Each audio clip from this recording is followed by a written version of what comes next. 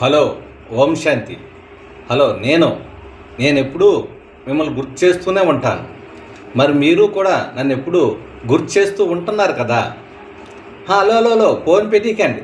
నేనే మీ శివనే. శివ అంటే కళ్యాణికారి, శివ పరమాత్ముడు. ప్రతి ఒక్కరూ కూడా నన్ను శాంతి కావాలి, సుఖం కావాలి, ఆనందం కావాలి, శక్తి కావాలి, ఇలా ఎన్నో అడుగుతూ ఉన్నారు. అయితే ఇదంతా మీదే, మీరు నన్ను అడగవలసిన పని లేదు. అది మీది కనుకే మీరు అడుగుతున్నారు. మీరు వచ్చి తీసుకోండి. మీకు కావాల్సిన అడ్రస్ ఇస్తున్నాం. మీరు ఎక్కడికి పరిగెత్త అవసరం లేదు. ఇంట్లో కూర్చోండి, చక్కగా ఒక మూలని ప్రశాంతంగా కూర్చొని, ఎలాగైతే నేను మీతో ఫోన్లో మాట్లాడుతున్నాను కదా, అలాగే మీరు కూడా నాతో ఫోన్లో మాట్లాడండి. ఇప్పుడు ప్రపంచం అందరూ కూడా ఫోన్లోనే కదా మాట్లాడుతున్నారు. మరి నాకు ఫోన్లో మీతో మాట్లాడాలని ఉంటుందా? అందుకే నేను కూడా ఈ ఫోన్ ద్వారా మీకు ఇంట్రడ్యూషన్ ఇస్తున్నాను, పరిచయం ఇస్తున్నాను.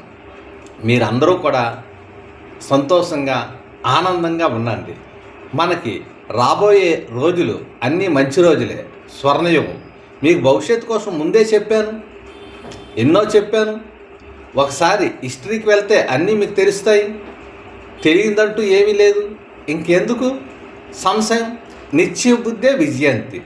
శుభభావన, శుభచింతన. నాతో ఎవరు మాట్లాడుతున్నారు? మీరెవరు? నా కోసం మీకు తెలియదా? జన్మాంతరాలు కూడా భిన్న భిన్న రూపాల్లో శరీరాలు మారుస్తూ, స్త్రీగా పురుషుడిగా జన్మలు తీసుకుంటూ, రాజుగా, పేదవాడిగా, జమీందారుగా ఎన్నో జన్మలు మీరు తీసుకుంటూ ఉన్నారు. కానీ నాకు అవసరం లేదు. నేను ఈ సంగమిగలోనే వస్తాను.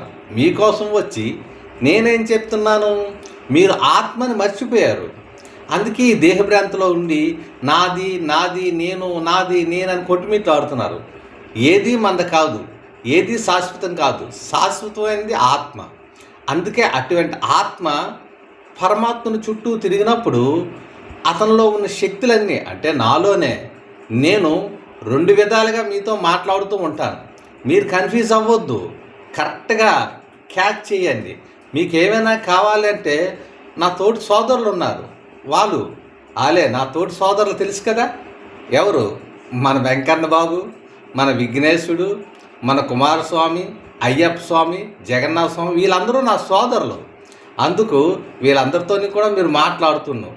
వీళ్ళందరూ నా దగ్గరికే పంపిస్తారు. ప్రతి ఒక్కరూ నాతో మాట్లాడతారు కదా. ఓం శాంతి.